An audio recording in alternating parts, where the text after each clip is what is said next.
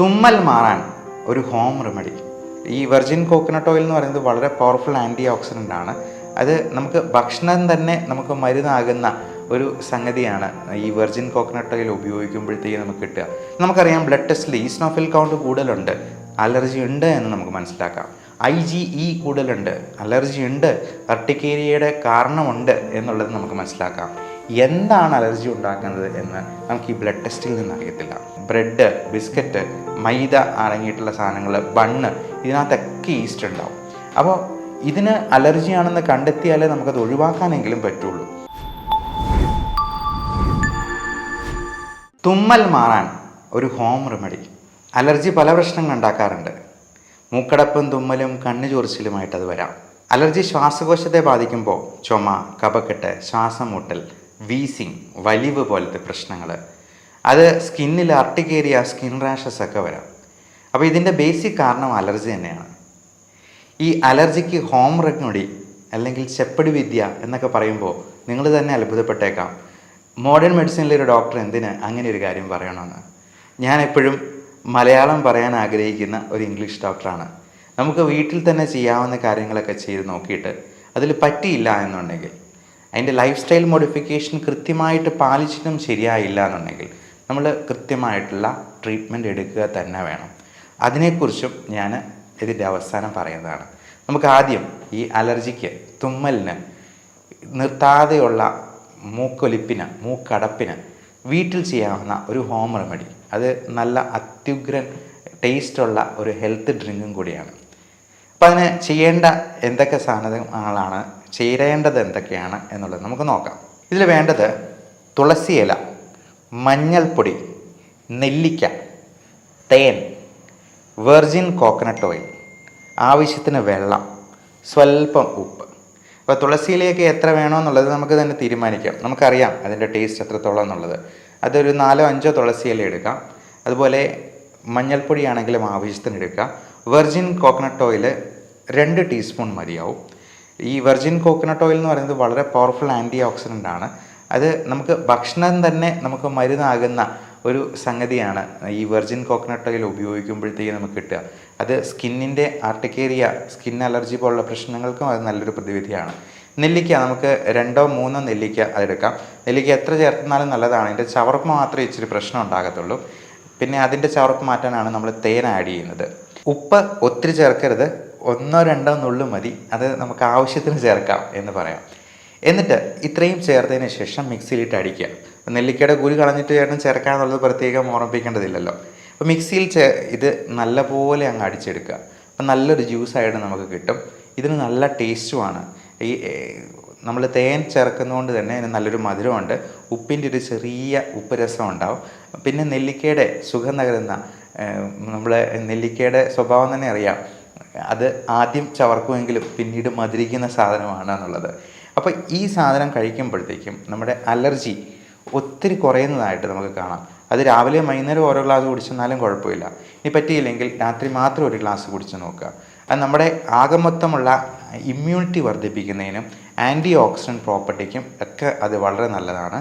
മാത്രമല്ല ഇതിൽ അടങ്ങിയിട്ടുള്ള വൈറ്റമിൻസ് എല്ലാം, പലപ്പോഴും vitamin A, B, C, D, E, K ഇതെല്ലാം നമുക്ക് ഡെഫിഷ്യൻ്റ് ആയിട്ട് വരാം. അതുപോലെ പല ട്രേസ് എലമെൻറ്റ്സും, കോപ്പർ, മഗ്നീഷ്യം, സിങ്ക്, സെലനിയം തുടങ്ങിയ ട്രേസ് എലമെൻറ്റ്സും നമുക്ക് ഇതിന് പല ഭക്ഷണത്തിൽ നിന്ന് കിട്ടാറില്ല. അപ്പോൾ ഈ ഒരു ഡ്രിങ്ക് കുടിക്കുമ്പോഴത്തേക്കും നമുക്ക് ഇതിനകത്ത് ഒത്തിരി ന്യൂട്രിയൻ ഡെഫിഷ്യൻസി പരിഹരിക്കാനായിട്ട് സാധിക്കും. വൈറ്റമിൻ B കോംപ്ലക്സ് എന്ന് പറയുന്നത് ഒത്തിരിയുണ്ട്. Vitamin B1 thymine, B2 riboflavin, B3 niacin, B4 എന്ന് പറഞ്ഞ ഒരു വൈറ്റമിൻ ഇല്ല, B5 പാൻറ്റോത്തനിക് ആസിഡാണ്, B6 പിറിഡോക്സിനാണ്, B7 ബയോട്ടിനാണ്, പിന്നെ B9 വരുന്നുള്ളൂ, അത് ഫോളിക് ആസിഡാണ്. B8 ഇല്ല, 10 ഇല്ല, 11 ഇല്ല, B12 മീഥൈൽ കോബാളമൈനാണ്. അപ്പോൾ ഇങ്ങനെയുള്ള വൈറ്റമിൻസ് എല്ലാം നമുക്ക് നമ്മുടെ ഭക്ഷണത്തിൽ ഉൾപ്പെടുത്താനായിട്ട് പറ്റണം. അല്ലെങ്കിൽ ഇതുപോലത്തെ ഹെൽത്ത് ഡ്രിങ്ക് പ്രത്യേകമായിട്ടൊരു മരുന്ന് പോലെ നമുക്ക് കഴിക്കാവുന്നതാണ്. അത് നല്ല ടേസ്റ്റും ഉണ്ടാകും. നമുക്ക് വീട്ടിൽ തന്നെ പ്രിപ്പയർ ചെയ്യാവുന്നതാണ്. ഇനി അലർജിയുടെ സ്പെഷ്യാലിറ്റി ട്രീറ്റ്മെൻറ്റിലേക്ക് വരാം. നമുക്ക് അലർജി എന്ന് പറയുന്നത് ഹൈപ്പർ സെൻസിറ്റിവിറ്റി കൊണ്ടുണ്ടാകുന്നതാണ്. അത് പലതരത്തിലുള്ള വസ്തുക്കളോടും നമുക്ക് അലർജി ഉണ്ടാക്കാം. അത് മൂക്കടപ്പും, തുമ്മലും, ശ്വാസകോശത്തിൽ ആസ്മ പോലുള്ള പ്രശ്നങ്ങളും ഒക്കെ വരാം. ഇതൊക്കെ നമുക്ക് വീട്ടിൽ തന്നെ ശ്രദ്ധിക്കാവുന്ന കാര്യങ്ങൾ, അവോയ്ഡ് ചെയ്യാവുന്ന സംഗതികളൊക്കെ നോക്കിയിട്ടും നിന്നില്ലെങ്കിൽ തീർച്ചയായിട്ടും യഥാസമയം അതിന് വൈദ്യസഹായം തരണം. അലർജിയുടെ സ്പെസിഫിക് ആയിട്ടുള്ള എന്ത് കാരണമാണ് എന്ന് മനസ്സിലാക്കാനുള്ള പുതിയ ടെസ്റ്റ് ഉണ്ട്. നമുക്കറിയാം ബ്ലഡ് ടെസ്റ്റിൽ ഈസ്നോഫിൽ കൗണ്ട് കൂടുതലുണ്ട്, അലർജി ഉണ്ട് എന്ന് നമുക്ക് മനസ്സിലാക്കാം. IgE കൂടുതലുണ്ട്, അലർജി ഉണ്ട്, അർട്ടിക്കേരിയയുടെ കാരണമുണ്ട് എന്നുള്ളത് നമുക്ക് മനസ്സിലാക്കാം. എന്താണ് അലർജി ഉണ്ടാക്കുന്നത് എന്ന് നമുക്ക് ഈ ബ്ലഡ് ടെസ്റ്റിൽ നിന്ന് അറിയത്തില്ല.